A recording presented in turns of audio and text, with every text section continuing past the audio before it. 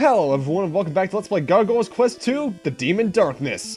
In the last part, after going to the labyrinth, we learned the true name of our villain this time around is Goza, and now we're here raiding his castle with a burp all of a sudden. That was weird. And Goza's castle, kind of anticlimactic. There's a lot of spikes here, so you're required to use Claw to get through it, but a lot of the enemies here are killed by Claw in 2 shots.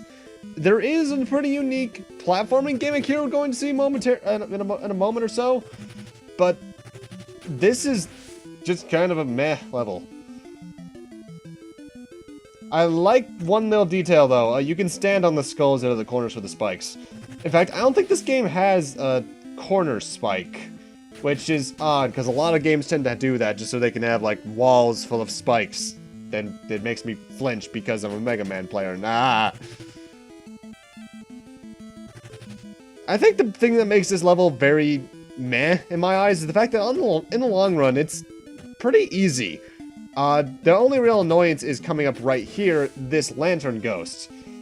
Basically, if we kill him, as I demonstrate here, the entire room aside from these red platforms which fall when you get on top of them darkens.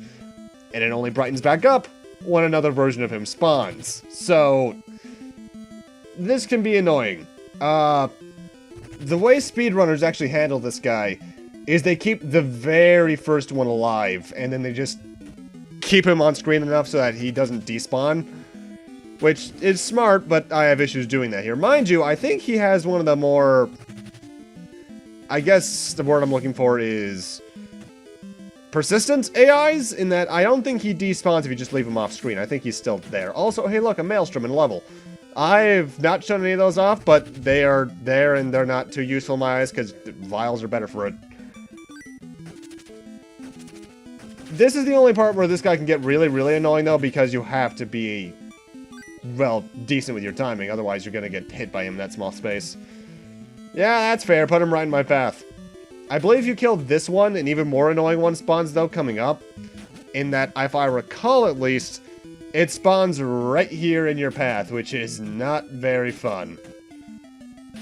Thankfully, another one of the saving graces for Goza's castle, rather, is that it is very short. We are already at the end. Which, mind you, if you can't tell by the timestamp, this endgame is very short to begin with. I recommend getting Claw out, just in case you didn't have it on, because it's more useful. Welcome, Firebrand. I must destroy you before you become the true red blaze. Okay, I guess we're fighting Goza. Also, minor seizure warning. Whenever you damage this guy and then the real final boss, the screen flashes pretty annoyingly. And Goza's a very annoying battle, in that there is a lot going on here. Those little finger beams can destroy the blocks you're standing on, which is very annoying, especially if you want to get a quick kill on him. And that red ball likes to just kind of slowly get in your way. It's easy in concept, but execution is something else entirely. Plus, if I recall, each of those beams does 2 damage. Yeah, ow. So this guy can be pretty lethal, though there is a trick you can do in one specific spot where he won't particularly aim close enough to where you are with his finger beam. Although you defeated me, you will not be able to defeat King Breager unless you become the true Red Blaze. Also, King Breager should have completely revived by now. Hehehehe. Okay, then. A voice can be heard from somewhere. I admire you coming this far, Firebrand. I'm Demogorgon. The black light represents King Breager's tremendous destructive power. His mysterious army is controlled by his psychic power. Now it's time for you to prove that you are the true Red Blaze and destroy King Breager. I'll give you my power. Firebrand obtained the Mammon's hoof. Firebrand obtained the Burial's wings. Firebrand obtained the Atlas's armor. All the power of Firebrand has built up in Firebrand's body. Firebrand obtained the magic Dark Fire. So, basically, all of our stats just got upgraded at once. We can jump higher, fly longer, and we have Dark Fire again. Also, our life got upped by 1. Oh, wow, I'm stupid. Yeah, I'll talk about why I'm stupid in a moment. So, basically, now we have infinite flight once again, and Dark Fire is still as ridiculous as it once was. High damage, and it can destroy certain projectiles. So, one thing I go over, but I completely forget to get in this level, is that the last health upgrade is here. The one that brings you up to 8 life. In fact, it's on screen. But I guess when I was recording, I thought it was just a normal vial for some stupid reason. So I don't technically get 100%, but you see where it is. Plus, I don't think the ending changes at all for 100% anyway, so hey! Honestly, I entirely forgot we got the Atlas's armor there, so our life is upped again. These arrows are annoying, but dark fire can destroy them. You just have to be good about your timing. Also, it took me the longest time to realize that the holes they're coming out of are mouths instead of just, like, cracks in the wall. I wasn't a smart kid. There's the last health upgrade. Also, fun fact, that spike to the right of that arrow that's flying upwards, you can actually stand on for some reason. It doesn't damage you. But yeah, I completely forget to get that life upgrade. It's there, though. You see where it is.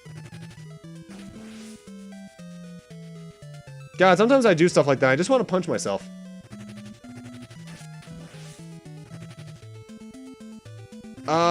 Breager's castle, though, like, this is actually outright his castle now, is a annoying area in terms of just how much is around trying to kill you, but it's also not too long. Like, I think there's only, one more horizontal portion than another vertical portion, and then we're done.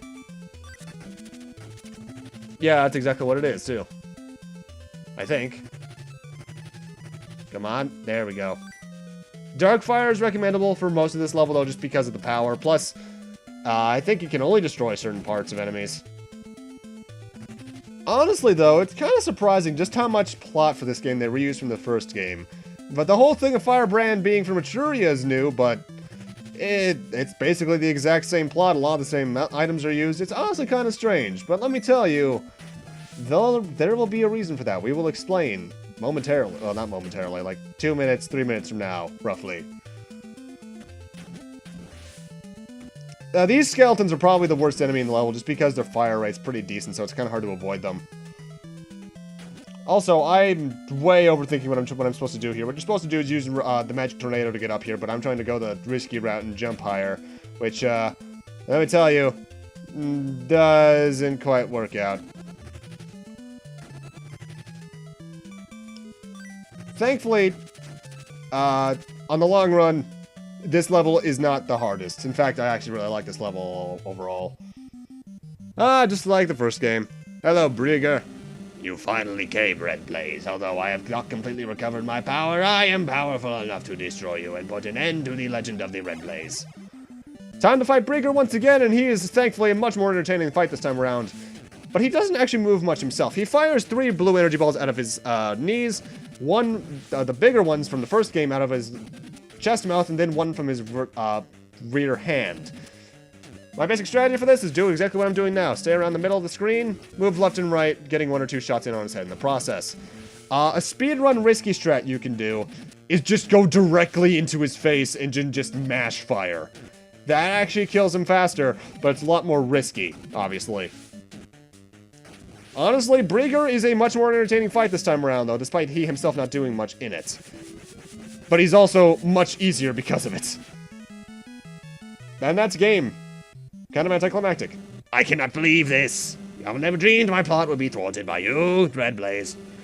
But remember, someday I will revive and destroy you. Again? Nah, I doubt that. Villains don't get 3 games like that unless you're actually, no, this is Capcom. They did Wily and Sigma crap. Now hurry to the King of the Ghoul Realm.